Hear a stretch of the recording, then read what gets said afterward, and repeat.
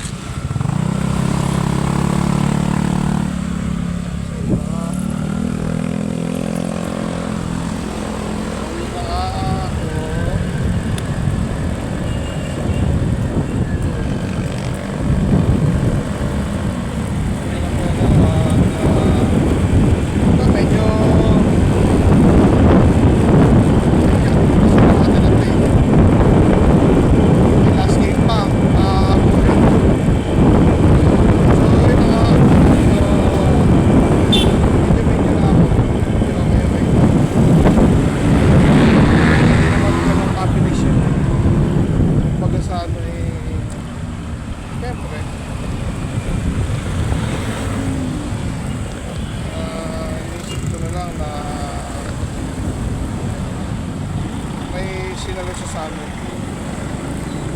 sa pagkawala ng aming fur baby.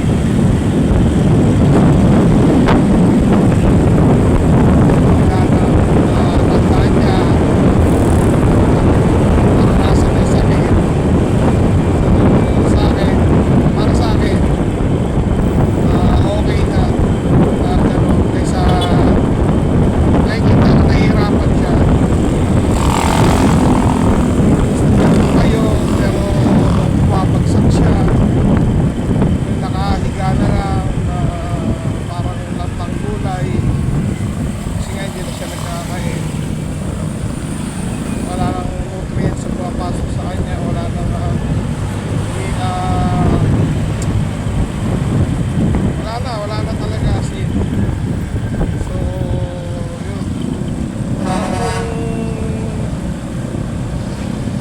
Pilit niyang nilalaban para sa amin yung kanyang sarili, pero wala, hindi sapat eh. At hindi man ganun kadaling tanggapin ang kailangan. Sabi niya ay life must go on, so kailangan tuloy-tuloy pa rin.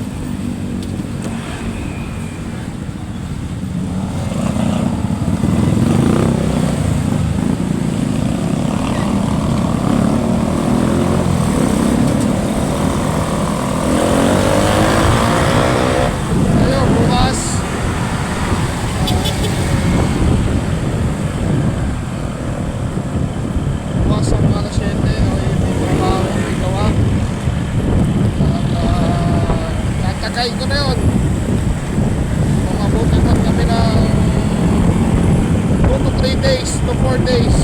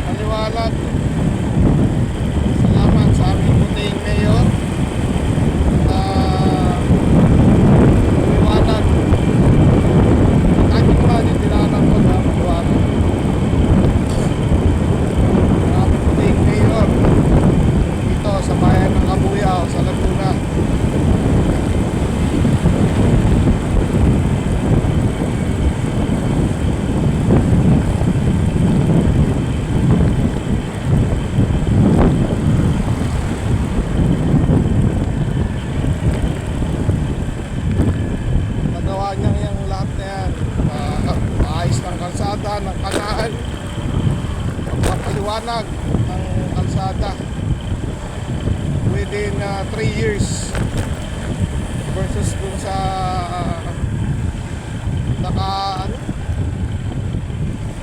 nakatatlong dalawang termino ba yun? Sobrang hindi ramdam eh. Hindi ko na alam kung ilang taon siyang hindi ba sa paninira na, pero rail talk siya, sabi ko. Siya kami ako nakaranas ako ang pagbabago. Yan, guys, ito liwanag, oh. Madilim dito eh, sobrang dilim, tapos lumak-lumak pa.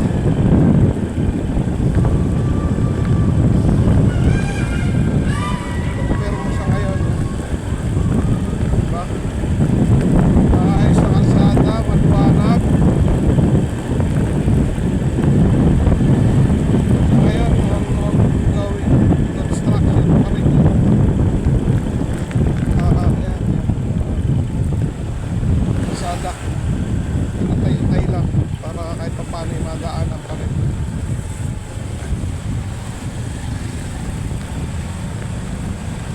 Kabilang patapos na eh.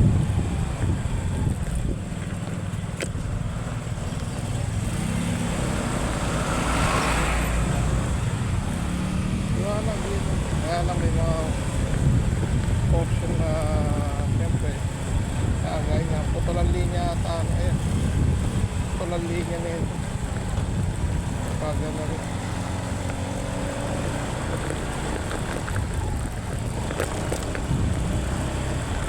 Ano nga ito paga? Hindi na siyempre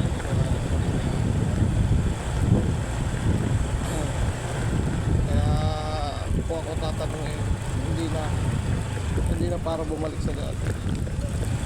Ay na na improvement eh.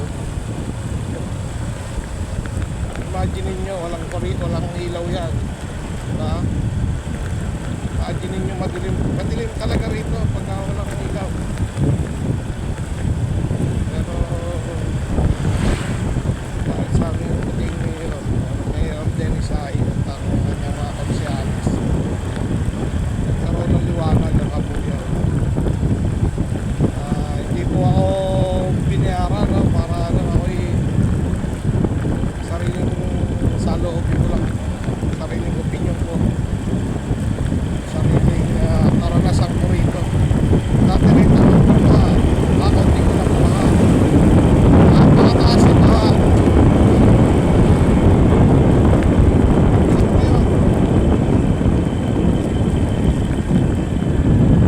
Kahit anong ulag pa.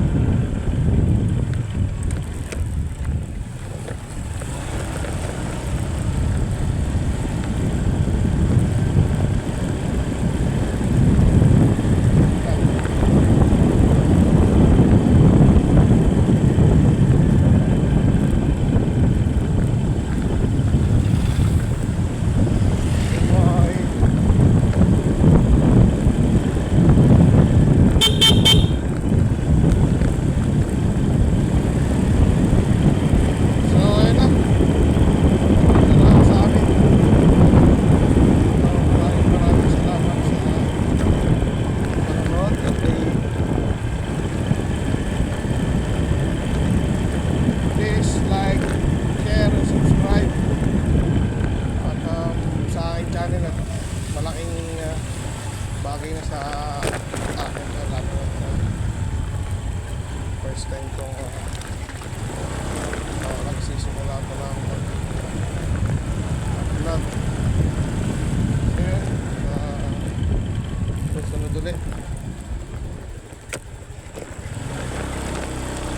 Maraming salamat.